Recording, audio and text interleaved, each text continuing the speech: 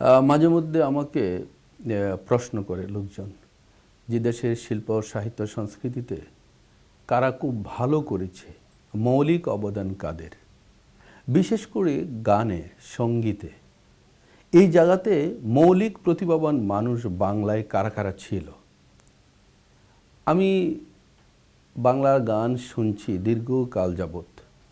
আমার মনে হয় গত 40 বছর আমি শুধু বাংলা গানই শুনে যাচ্ছি অনবরত, অবিরত, এবং এই মুগ্ধতা থেকে বেরিয়ে আসতে আমি পারছি না।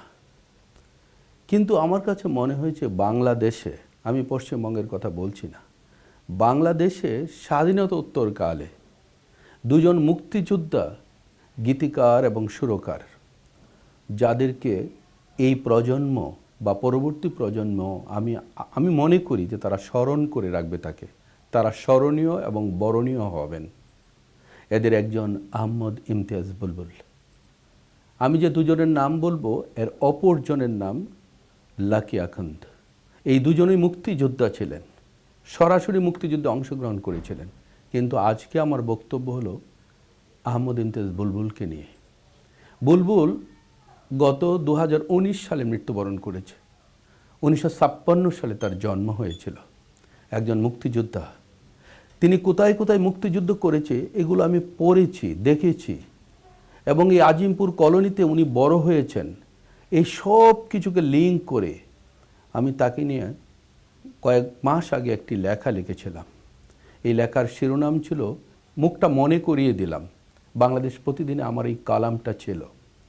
তিনি তার মৃত্যুর আগে নিজের ফেসবুক স্ট্যাটাসে বলেছিল, মানুষ যাতে ভুলে না যায়, আমি নিজেই আমার মুখটা মনে করিয়ে দিলাম। সেই আহমদ ইমতিয়াজ বুলবুলকে নিয়ে অনেক কথা আছে।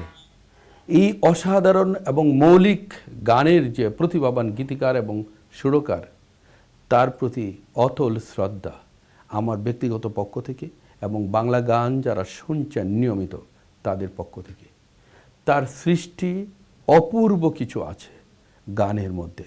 আমরা যদি বলি যে সব কটা জানালা খুলে দাও না, এই গানটির গীতিকার নজরুল ইসলাম বাবু, তিনিও প্রয়াত হয়েছেন, অকাল প্রয়াত হয়েছেন।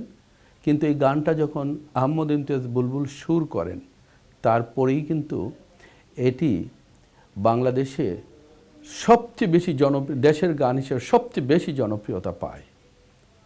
এবং পরবর্তী সময় আহমদ ইমতিয়াজ বুলবুল তার নিজের রচনায় আরও অনেক দেশের গান তিনি রচনা করেছেন। ছায়াছবির জন্য তিনি শত শত গান রচনা করেছেন, যেগুলো গ্রামে গঞ্জে আমি সাধারণ মানুষের মুখে মুখে ফেরে। তার বিখ্যাত আরেকটি দেশের গান হিসেবে আমি বলবো, ওই যে তার যেটা বলছে যে আমার সারা দেহ খেও গো মাটি, চোখ দুটো খেও না। এই গানটি হৃদয়কে স্পর্শ করে যায়। একই সাথে দেশের গান হিসেবে সুন্দর, সুবর্ণ, লাবণ্য, তারুণ্য, যে গানটি তারুণ্য লাবণ্য, তারুণ্য আগে, এই যে গানটি তিনি দেশের গান হিসেবে রচনা করেছেন, সেটিও আমার কাছে মনে হয়েছে একেবারেই মৌলিক। এবং এই জাতীয় বাণী এর আগে দেশের গানে দেশাত্মবোধক গানে আমরা সচরাচর পাইনি। তো আহমদ ইমতিয়াজ বুলবুলকে নিয়ে আমি বলতে চাই, তিনি শুধুমাত্র একজন মুক্তিযোদ্ধা ছিলেন না, সরাসরি অংশগ্রহণকারী মুক্তিযোদ্ধা ছিলেন না। এই যে যুদ্ধ অপরাধীদের বিচার হয়, এই ট্রাইব্যুনালে তিনি ব্যক্তিগতভাবে উপস্থিত হয়ে সাক্ষ্য দিয়েছিলেন এবং তার জীবন দুর্বিষহ হয়ে পড়েছিল এই মৌলবাদীদের সেই তার অনবরত থ্রেট, তার হুমকির সম্মুখে তার জীবনের শেষ সময় কাটে অনেকটা গৃহবন্দী, অনেকটা রুদ্ধদ্বার অবস্থায় তার জীবনের শেষ সময়টা কাটে। আহমদ ইমতিয়াজ বুলবুলকে এই জাতি যেন স্মরণ করে বারবার, তার গানের জন্য, তার সঙ্গীতের জন্য, তার সৃষ্টির জন্য, তার মুক্তিযুদ্ধের অবদানের জন্য।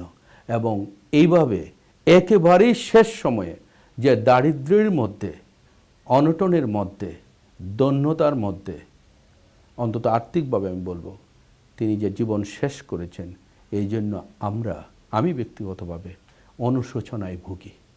তার প্রতি অথল শ্রদ্ধা।